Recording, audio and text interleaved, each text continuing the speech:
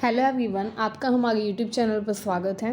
तो आज इस वीडियो में हम एक नया टॉपिक पढ़ने वाले हैं जिसका नाम है पॉलिटिक्स जो है उसकी विशेषताएं, क्वालिटीज़ ऑफ पॉलिटिक्स या कैरेक्टरिस्टिक्स ऑफ पॉलिटिक्स। पॉलिटिक्स के बारे में मैंने आपको प्रीवियस वीडियो में बताया था कि पॉलिटिक्स होती क्या है, ठीक है, जो कि काफ़ी बार एग्ज़ाम में पूछा जाता है। बट एक और टॉपिक है जो कि एग्ज़ाम पर्सपेक्टिव से काफ़ी ज़्यादा इंपॉर्टेंट है, तो आपको वो अच्छे से अपना कवर करना होगा वो टॉपिक भी, ठीक है, जिसका नाम है क्वालिटी या कैरेक्टरिस्टिक्स ऑफ पॉलिटिक्स। पॉलिटिक्स की विशेषताएं क्या क्या है। So let's start now. देखिए, पॉलिटिक्स जो होती है ये एक ऐसा सोशल प्रोसेस होता है जिसमें कन्फ्लिक्ट्स को सॉल्व करने की कोशिश की जाती है, ठीक है। Politics is a part of social process through which conflicts are resolve among man, group and classes. जैसे कि आपको पता ही है, एक सोसाइटी होती है जिसके अंदर बहुत सारे लोग रहते हैं, ठीक है, अलग अलग कम्युनिटी अलग अलग ग्रुप्स में रहती है, ठीक है, इज़न्ट इट। तो वो जो लोग रहते हैं अपनी एक सोसाइटी में, ठीक है, अलग अलग ग्रुप्स के लोग जिनके अलग अलग इंटरेस्ट होते हैं, ठीक है, क्या होता है जब लोग एक साथ रहते हैं तो उनके बीच में कन्फ्लिक्ट होने के भी काफ़ी ज़्यादा चांसेस होते हैं, ठीक है, कॉमन सी बात है। अगर एक जगह बहुत सारे बर्तन है तो वो बजेंगे, ठीक है, खड़केंगे, है ना। तो ऐसे ही एक सोसाइटी में जब बहुत सारे लोग रहते हैं तो उनके बीच में कन्फ्लिक्ट होने के चांसेस इंक्रीज़ हो जाते हैं, ठीक है। तो वो जो कन्फ्लिक्ट होता है उसको सोल्व करने का काम करती है पॉलिटिकल पार्टीज़, ठीक है। तो पॉलिटिक्स जो है ये एक ऐसा सोशल प्रोसेस होता है जिसमें अलग अलग लोगों के बीच में, सोसाइटी के लोगों के बीच में कन्फ्लिक्ट्स को सोल्व किया जाता है, ठीक है। As a part of social process, study of politics begin with study of man and society. क्योंकि पॉलिटिक्स एक सोशल प्रोसेस है, इसीलिए पॉलिटिक्स में जब हम पॉलिटिक्स की स्टडी करते हैं तो उसमें हम मैन एंड सोसाइटी की भी स्टडी करते हैं कि सोसाइटी में कैसे लोग रहते हैं, क्या क्या होता है, ठीक है। तो सोसाइटी एंड मैन दोनों की स्टडी करते हैं हम whenever we study politics, ठीक है। क्योंकि ये माना जाता है कि जो मैन है वो बेसिकली सेल्फिश होता है, ईगोइस्टिक एंड कॉम्पिटिटिव होता है एंड अपने खुद के इंटरेस्ट को फुलफिल करने का हमेशा प्रयास करता है। क्या माना जाता है कि जो इंसान है वो थोड़ा स्वार्थी होता है, सेल्फिश, ईगोइस्टिक एंड उसके अंदर थोड़ा घमंड भी होता है, वो कॉम्पिटिटिव होता है, वो सोचता है कि वो हमेशा दूसरों से आगे निकले, ठीक है, हमेशा दूसरों को ओवरटेक करने का प्रयास करता है, ठीक है, एंड काफ़ी ज़्यादा अपने इंटरेस्ट को फुलफ़िल करने के लिए किसी भी हद तक वो जाने की कोशिश कर सकता है। तो ये माना जाता है। तो इसीलिए क्या होता है, वो सोसाइटी जहाँ पर बहुत सारे इंडिविजुअल रहते हैं, बहुत सारे ग्रुप रहते हैं, वहाँ पर कन्फ्लिक्ट होने का खतरा बहुत ज़्यादा इंक्रीज़ हो जाता है। तो उस कन्फ्लिक्ट को कंट्रोल करने का काम, उस कन्फ्लिक्ट को दूर करने का काम पॉलिटिकल पार्टीज़ पॉलिटिक्स के माध्यम से करती हैं, ठीक है। उसमें क्या किया जाता है, लोगों को, उन लोगों के बीच में जो कन्फ्लिक्ट होता है उनको दूर करने का प्रयास किया जाता है। जो पॉलिटिक्स होती है उसमें जो पॉलिटिकल पार्टीज़ होती है वो अपनी पावर का यूज़ करके लोगों को ये समझाती है that they should not fight with each other, ठीक है। अगर उनको अपने इंटरेस्ट फुलफ़िल करने हैं तो वो शांति से, हार्मोनी के साथ अपने इंटरेस्ट को फुलफ़िल करें। इसके अलावा इसमें क्या होता है, ये प्रयास किया जाता है कि लोगों को एम्बिशियस एंड एस्पिरेशन तो लोगों की फुलफ़िल की जाए बट शांति के साथ, ठीक है। लोगों की एम्बिशंस एंड एस्पिरेशंस को, लोगों की इच्छाओं को शांति के साथ फुलफ़िल करना, ठीक है, ताकि सोसाइटी में कन्फ्लिक्ट ना हो, क्लैशेस ना हो, ठीक है। The clash of interest if unchecked can lead to disorder. अगर लोग अपने हितों के लिए लड़ने लग जाएं, क्लैशेस करने लग जाएं, कन्फ्लिक्ट करने लग जाएं, एंड अगर उन कन्फ्लिक्ट्स पर कोई भी नियंत्रण ना किया जाए, इफ़ दे रिमेन अनचेक्ड, तो क्या हो सकता है, तो डिसऑर्डर हो सकता है। मतलब जो सोसाइटी होती है उसमें डिसऑर्डर हो सकता है, ठीक है। सोसाइटी जो है उसका जो क्रम है वो बिगड़ सकता है, ठीक है। इनडिसिप्लिन क्रिएट हो सकता है, इनसिक्योरिटी, लोगों के मन में इनसिक्योरिटी आ जाएगी कि अब सोसाइटी सेफ़ नहीं है, ठीक है। People will think that society is not safe. अगर पॉलिटिक्स ना होगी, अगर पॉलिटिकल पार्टीज़ ना होगी तो लोगों के मन में इनसिक्योरिटी आ जाएगी, ठीक है।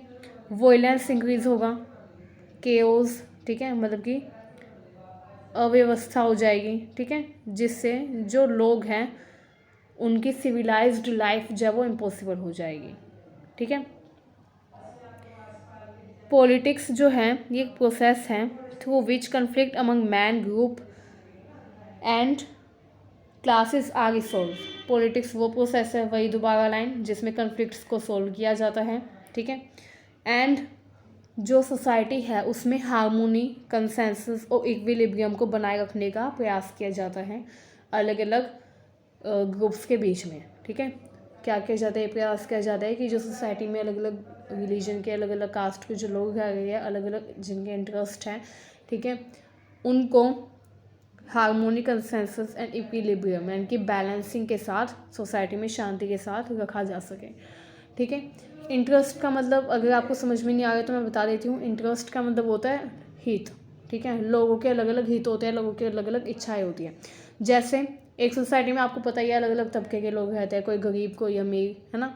तो जो रिच पीपल है, जो उद्योगपति है, उनके लिए इंटरेस्ट क्या होगा, उनके लिए इंटरेस्ट ये होगा कि उनका प्रोडक्शन इंक्रीज़ हो, उनकी इनकम इंक्रीज़ हो, उनका रिवेन्यू इंक्रीज़ हो।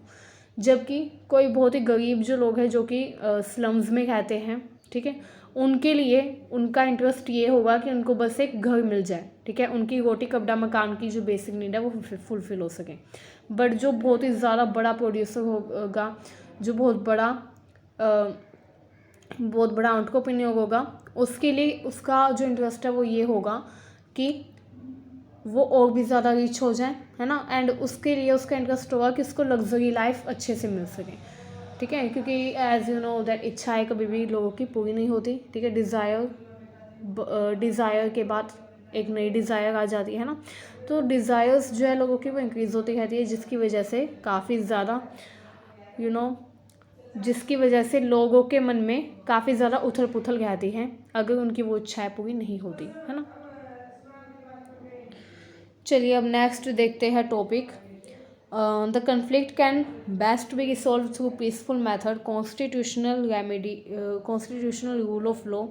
इसमें लिखा है कि जो कन्फ्लिक्ट होते हैं सोसाइटी में उनको रिसॉल्व किया जा सकता है पीसफुल मेथड से, ठीक है, कोई भी कानून बनाकर, कॉन्स्टिट्यूशन के द्वारा, लॉज बनाकर, ठीक है, डेमोक्रेटिक पॉलिटिकल इंस्टीट्यूशंस की मदद से, ठीक है, एंड पॉलिटिकल पार्टिसिपेशन, ठीक है।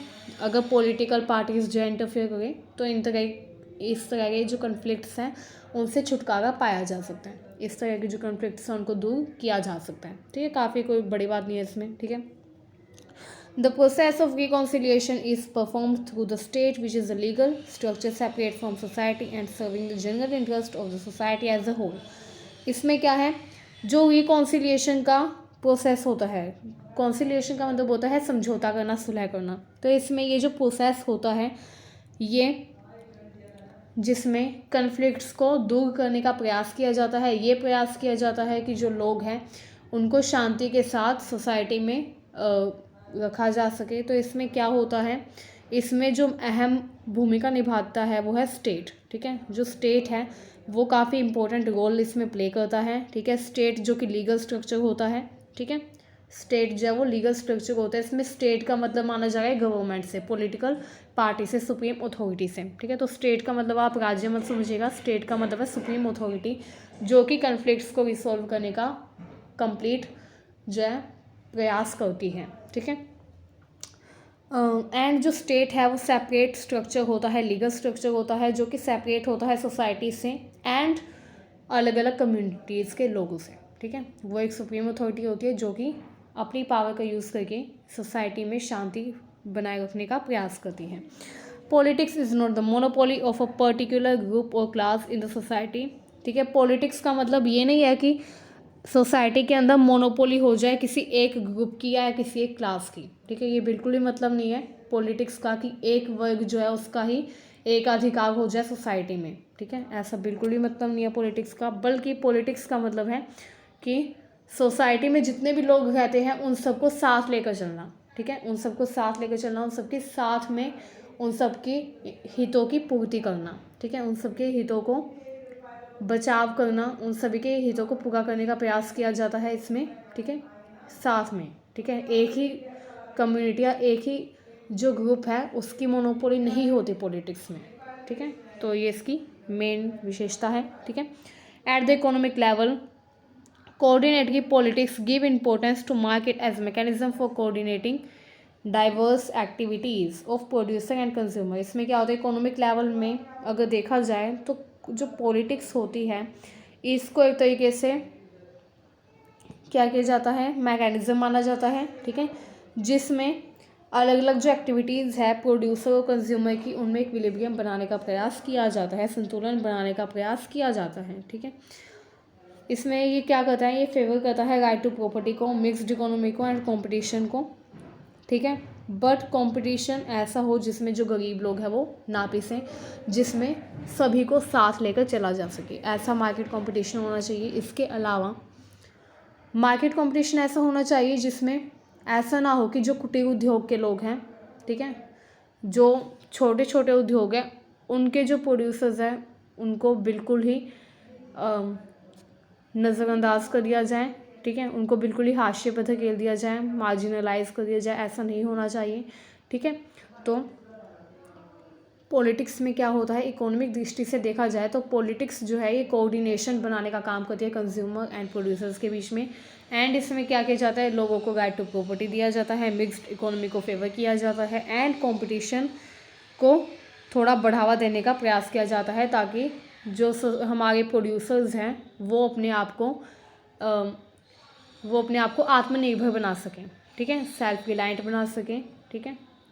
तो इन सब का प्रयास किया जाता है। तो मुझे उम्मीद है ये टॉपिक आपको समझ में आया। टॉपिक अगर अच्छा लगा हो, समझ में आया हो, तो हमारे चैनल को सब्सक्राइब करना बिल्कुल ना भूलें, वीडियो को ज़्यादा से ज़्यादा शेयर करें, ठीक है, लाइक करें एंड कमेंट के माध्यम से हमें फीडबैक दें कि हमने क्या कमी छोड़ी एंड हमें क्या क्या इम्प्रूवमेंट करनी चाहिए। एंड हमारे चैनल को सब्सक्राइब करना बिल्कुल ना भूलें। Thank you very much.